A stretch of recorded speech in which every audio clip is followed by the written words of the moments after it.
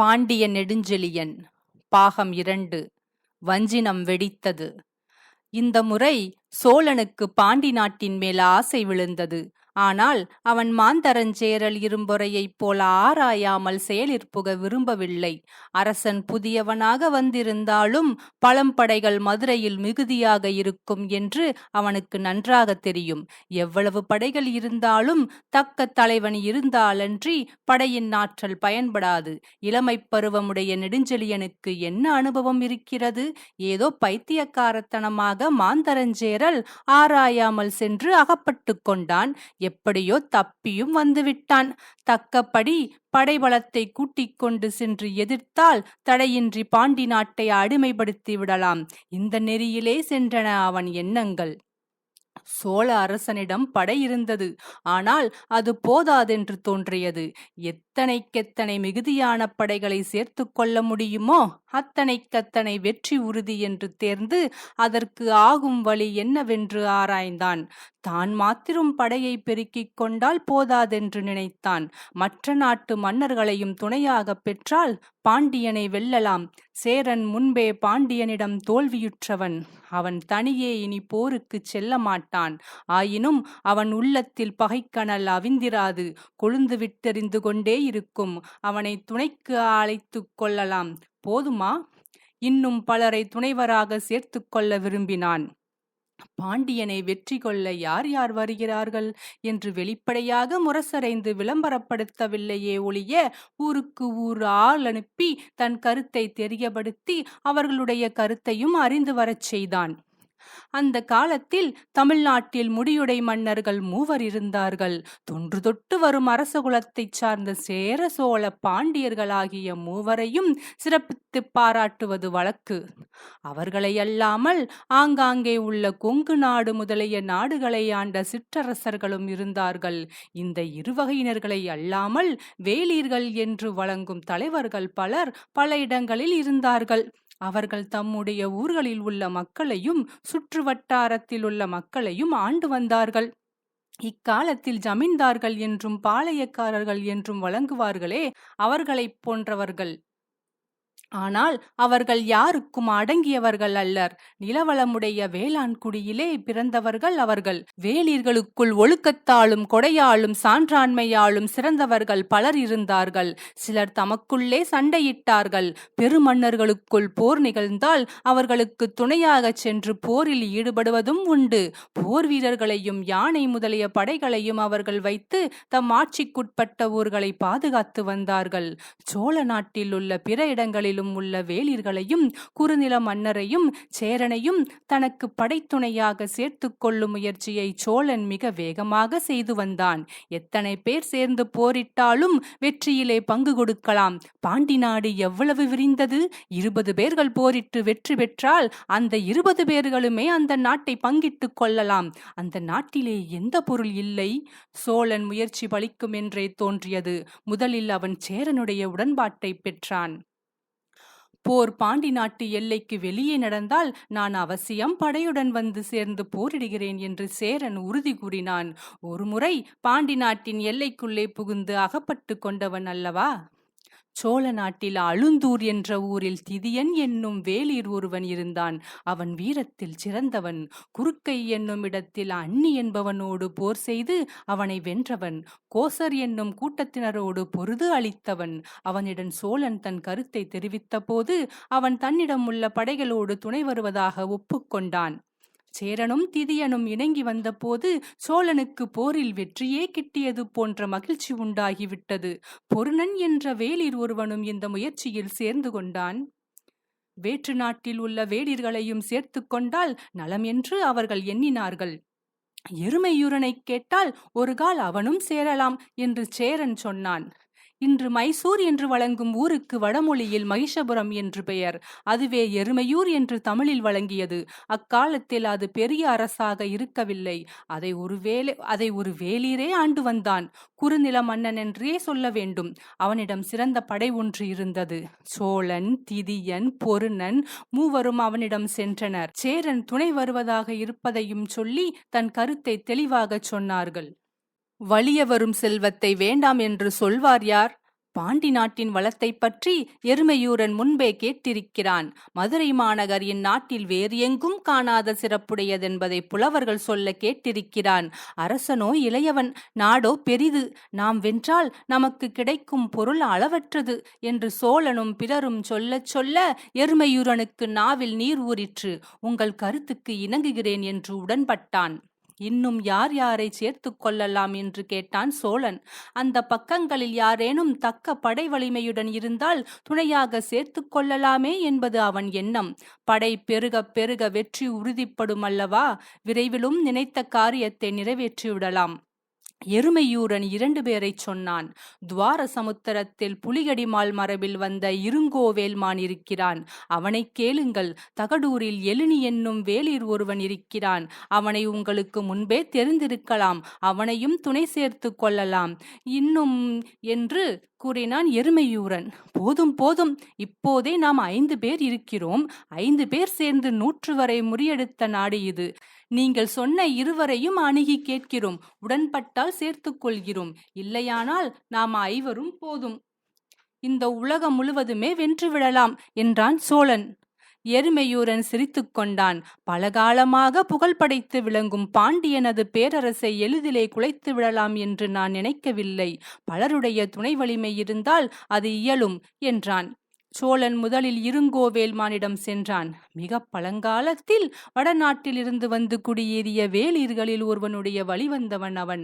அவனுடைய குலமுதல்வன் ஒரு முனிவரை காப்பாற்றும் பொருட்டு புலியோடு பொருது அதனை கொன்றான். அதனால் அவனுக்கு புலிக்கடிமால் என்ற சிறப்பு பெயர் வந்தது. அப்பெயரை அவன் வழிவந்தவர்களுக்கும் சார்த்தி வழங்குவது மரபாகிவிட்டது. துவார சமுத்திரம் என்னும் ஊரை துவரை என்று தமிழ் புலவர்கள் பாடியிருக்கிறார்கள். புலிகடிமால் மரபை சாளர் வம்சம் என்று இப்போது சரித்திர ஆசிரியர்கள் குறிக்கிறார்கள். வீரம் செறிந்த மரபு அது. இருங்கோவேல்மானிடம் சோழனும் பிறரும் சென்று பேசி அவனையும் தம் கட்சியில் சேர்த்து கொண்டனர். தகடூரை ஆண்ட எழினியையும் அவர்களுக்கு துணையானான். முடியுடை மன்னராகிய சோழனும் சேரனும் திதியன், பொருணன், எருமையூரன், இளங்கோவேல்மான், எழினி என்னும் 5 வேளிரும் ஒன்றுபட்டு பாண்டியனை எதிர்த்து வென்று பாண்டி நாட்டை தமக்குள்ளே பங்கு போட்டு கொள்ள திட்டமிட்டனர். அவரவர்கள் தம்மால் என்ற அளவுக்கு படையை கூட்டுவதாக உறுதி பூண்டனர். எல்லாருக்கும் ஊக்கம் உண்டாக்கி முன்னின்று போரை நடத்த முன்வந்தான் சோழன். சோழனும் பாண்டியனும் பரம்பரை வைரிகள் அல்லவா? தன்னுடைய முயற்சி வர வர எண்ணிய திசையிலே எண்ணியபடி நிறைவேறி வருவதை எண்ணி எண்ணி இருமாந்தான் சோழன். தன் தலையில் பாண்டி நாட்டு மணிமுடியே ஏறிவிட்டது போன்ற கற்பனையில் அவன் கிடந்து தடுமாறினான்.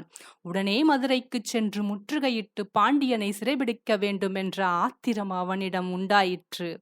நினைத்தவுடன் நடப்பதாக இருந்தால் இவ்வளவு முயற்சியும் அல்லலும் எதற்கு? ஒருவாறு அவர்கள் ஏற்பாடுகள் நிறைவேறின. யார் யார் எப்போது எப்படி வந்து சேர்வது என்று யோசித்தார்கள். அவரவர்கள் வெவ்வேறு திசையில் வந்து தாக்கலாம் என்று முதலில் பேச்சு எழுந்தது. அப்படியானால் ஒவ்வொருவரையும் எளிதில் பாண்டியப்படை வென்றுவிடக்கூடும் என்று அஞ்சினர். படையின் சிறு சிறு பகுதியை ஒவ்வொரிடத்திலும் அனுப்பி பொழுதுபோக்க செய்துவிட்டு பெரிய படை இருக்கும் இடத்தில் பெரும்பாலான படைகளை கொண்டு சென்று பொருது அளித்து அடுத்து வேறிடத்துக்கு வந்து பொறலாம் பாண்டியப்படை. இப்படியே யாவரையும் பாண்டியன் அழித்து விடலாம். ஆதலின் எல்லோரும் ஒருங்கே ஒரு திசையில் சென்று போர் செய்தலே நலம் என்று தீர்மானித்தனர். 2 பெரும் மன்னரும் 5 வேளிரும் போர் முழக்கம் செய்துவிட்டனர். முன்னறிவிப்பு இல்லாமல் போர் செய்வது அக்காலத்தில் வழக்கம் அன்று. போர் நிகழ்வதற்கு முன் அதனை அறிவிப்பதோடு பகையரசன் நாட்டில் உள்ள பெரியோர்களையும் மங்கையர்களையும் குழந்தைகளையும் வேறு இடத்திற்கு போய்விடும்படி எச்சரிப்பார்கள். போரில் அவர்களுக்கு ஊறுபாடு நிகழக்கூடாது என்பது பகைவர்கள் கருத்து. பிறகு ஆணிரைகளை ஓட்டி வந்து விடுவார்கள். அவற்றுக்கும் தீங்கு நேரக்கூடாது. சண்டைக்கு எடுபிடி மாடுபிடி என்று தமிழில் ஒரு பழமொழி உண்டு. இது இந்த ஆணிரை கொள்ளும் வழக்கத்தையே புலப்படுத்துகிறது. இவ்வாறு ஒரு வழக்கத்தை மேற்கொண்டு போர் நிகழ்த்தியதால் அறப்போர் என்று சொன்னார்கள். போர் முழக்கம் நெடுஞ்செழியன் காதில் விழுந்தது. 7 பேர் ஒன்றாக சேர்ந்து கொண்டார்கள் என்பதை உணர்ந்தான். குடிமக்களில் சிலருக்கு சற்றே அச்சம் தோன்றியது. இன்னும் பிள்ளை பிராயம் நீங்கவில்லை, அதற்குள் இவ்வளவு பேரோடு எப்படி பொறுவது என்று தமக்குள் பேசிக்கொண்டார்கள். ஆனால் பாண்டிய மன்னன் குதித்தெழுந்தான். உலகமே எதிர்த்து வந்தாலும் அஞ்சாதவனைப் போல மிடுக்கோடு பேசினான். 1000 எலிகள் வந்துவிட்டனவே என்று பாம்பு அஞ்சுவதில்லை, பெரிய யானையாயிற்றே என்று சிங்கக்குட்டி சோர்ந்து போவதில்லை, முட்டை முட்டையாக பஞ்சு இருக்கிறதே என்று நெருப்பு நிற்பதில்லை. 7 பேர் தலைவர் ஒரு படைக்கு என்றால் அதுவே அதற்கு குறை. படை முழுவதும் ஒருவர் தலைமையில் இயங்கினால்தான் அதன் வீரம் அனைத்தும் பகைவனை எதிர்ப்பதில் பயன்படும். தலைவர்கள் பலரானால் கருத்து வேறுபாடு ஒவ்வொரு கணத்தும் எழும் என்ற அறிவிலும் அனுபவத்திலும் சிறந்தவனைப் போல் அவன் பேசினான். அத்தனையும் உண்மை. அமைச்சரும் படைத்தலைவர்களும் வியந்தார்கள் என்று மட்டும் சொன்னால் போதுமா? அவர்களுக்கு சிறிதளவும் இருந்த ஐயமும் பஞ்சாய் பறந்து போய்விட்டது. இந்த அரசனை தலைவனாக பெற்று போர் செய்ய கொடுத்து வைத்திருக்க வேண்டும் என்று யாவரும் ஒருமுகமாக கூறினர். அரண்மனையில் இருந்த சிலர் நெடுஞ்செழியனது இளமையை நினைத்து அஞ்சியது அவனுக்கு தெரிய வந்தது. பகைவர்களும் இவன் சிறிய பையன் என்று எள்ளியதாக கேள்வியுற்றான். அவன் கண்களில் கனல் கொப்பளித்தது, நெஞ்சில் வீரம் கனன்றது. அரசகுலத்தின் மிடுக்கு அவன் நாவில் உருவாகியது. வஞ்சினம் கூறத் தொடங்கினான். இதை யாவரும் கேளுங்கள். இவன் நாட்டை பெரிதென்று பாராட்டி சொல்கிறவர்களை பார்த்து சிரிக்கத்தான் வேண்டும். இவன் சிறியவன், இவனால் என்ன செய்ய முடியும் என்று அவ்வேந்தர்கள் பேசிக்கொள்கிறார்களாம்.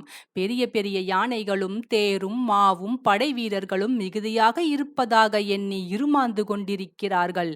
பாண்டி நாட்டு வீரர்களுடைய வலிமையை எண்ணி அவர்கள் அஞ்சவில்லை. சேரனுக்கு பழைய கோபம் வேறு இருக்கும். என்னவோ சிறு சொல்லி எள்ளி நகையாடுகிறார்களாம். ஆம், அப்படித்தான் அந்த நாட்டிலிருந்து வந்தவர்கள் சொன்னார்கள் என்று அரசவையில் சிலர் தமக்குள் கூறிக்கொண்டனர். அவர்கள் உண்மையை அறியாதவர்கள், பாண்டி நாட்டின் சிறப்பை உணராதவர்கள், இந்த மண்ணின் வீரத்தை தெரிந்து கொள்ளாதவர்கள். என் இளமையையும் சிறிய உருவையும் பார்த்து ஏமாந்து போய்விட்டார்கள். இந்த சிறிய உடம்பில் இமயமலையை பதம் பார்த்த வழுதியின் இரத்தம் ஓடுவது அவர்களுக்கு தெரியவில்லை. கடலளவும் தன் நாட்டை விரித்து முன்னீர் வடிம்பிலே தன் அடியை வைத்து அதில் தன் பாதத்தை அளம்ப நின்ற பெருவிரல் படைத்த பாண்டியன் உடம்பிலே அன்று இருந்த மிடுக்கு இந்த உடம்பிலும் இருப்பதை அவர்கள் நினைத்து பார்க்கவில்லை. மன்னரை புறங்கண்டு வெற்றி கொடி நாட்டி வேள்வி செய்த முதுகுடும்பி பெருவழுதியின் வலிமை இன்னும் பாண்டிய பரம்பரையிலே குன்றாமற் சுடர்விடுவதை எண்ணி பார்க்க அவர்களுக்கு நேரமில்லை, அறிவில்லை, விதியும் இல்லை போலும். பாண்டிய நெடுஞ்செழியனுடைய பேச்சில் மிடுக்கு ஏறியது, கனல் குமுறியது, வீரம் வெடித்தது. சொற்கள் அம்புகளைப் போல அடுக்கடுக்காக வேகமாக சூடாக வெளிவந்தன. அவையில் இருந்தவர்கள் மூச்சையும் அடக்கிக் கொண்டு கேட்டார்கள். என்னுடைய வலிமை தெரியாமல் சிறு சொல்லிய வேந்தரை பொருது அவர்கள் அவ்வளவு பேரையும் வென்று அவர்கள் முரசத்தையும் அவர்களையும் ஒருங்கே கைகொள்ளாவிட்டால் என் குடை நிழலில் வாழ்கிற குடிமக்கள் பாதுகாப்பை காணாமல் எங்கள் அரசன் கொடியவன் என்று கண்ணீர் விட்டு தூற்றும் கொடுங்கோலை உடையவனாகுக. உயர்ந்த பெருமையும் சிறந்த கேள்வியையும் உடைய மருதனாரை முதல்வராக உடைய உலகத்தோடு நிலை பெற்ற பலர் புகழும் சிறப்பையுடைய புலவர்கள் என் நாட்டை பாடாமல் போகட்டும். என்னுடைய பாதுகாப்பில் இருக்கும் உறவினர்கள் துன்புறும்படியும் என்னிடம் இறப்பவர்களுக்கு ஈயாமற் போகும்படியும் வறுமை என்னை வந்து அடையட்டும் என்று அரசன் வஞ்சினம் கூறி முடித்தான். சிறிது நேரம் அவையில் ஊசி விழுந்தாலும் கேட்கும் மௌனம் நிலவியது. மெல்ல மாங்குடி மருதனார் பேசினார். அரசே, பாண்டிய குலத்தின் குருதி எப்படி கொதிக்கும் என்பதை இன்று நன்றாக உணர்ந்தேன் என்றார். அவர் ஒருவர்தாம் அப்போது பேச முடியும். அவரும் சுருக்கமாக பேசினார். குலத்தின் பெருமைக்கு ஏற்ற வஞ்சினம் இது. உனக்கு வெற்றி கிடைப்பது நிச்சயம். நீ நீடு வாழ்க என்று வாழ்த்தினார். அவை கலைந்தது. போருக்கு ஆயத்தங்கள் நடைபெற்றன. அரசன் தான் கூறிய வஞ்சினத்தை கவியாகவே அமைத்து விட்டான். அவனும் தமிழ் புலமையில் சிறந்தவன் அல்லவா? உணர்ச்சி கொந்தளிப்பை உருவாக்கி காட்டும் அந்த கவிதை புறநானூற்றில் இன்று ஒளிர்கிறது. நகுதக்கணரே நாடுமிக் கூறுனர் இளையவன் இவன் என உளையக் கூறி படுமணி இரட்டும் பாவடி பனைத்தால் நெடுநல் ஞானையும் தேரும் மாவும் படையமை மறவரும் உடையம் யாம் என்று உறுதுப்பு அஞ்சாது உடல் சினம் செருக்கி சிறு சொல் சொல்லிய சினங்கெழு வேந்தரை அருஞ்சமம் சிதையத் தாக்கி முரசமொடு ஒருங்கப் படேயனாயின் பொருந்திய எண்ணிலல் வாழ்நர் செல் இதற்கானாது கொடியன் எம் இறை என கண்ணீர் பரப்பி குடிபலி தூற்றும் கோளேனாகுக ஓங்கிய சிறப்பின் உயர்ந்த கேள்வி மாங்குடி மருதன் தலைவனாக உலகமொடு நிலைய பலர்புகழ் சிறப்பிற் புலவர் பாடாது வரைக என் நிலவரை புறப்போர் புன்கண் கூற இறப்போர்க்கு ஈயாய் இன்மையான் உறவே. இதுவே அந்த பாடல். இனி தலையாலங்கானத்து போரில் சந்திப்போம்.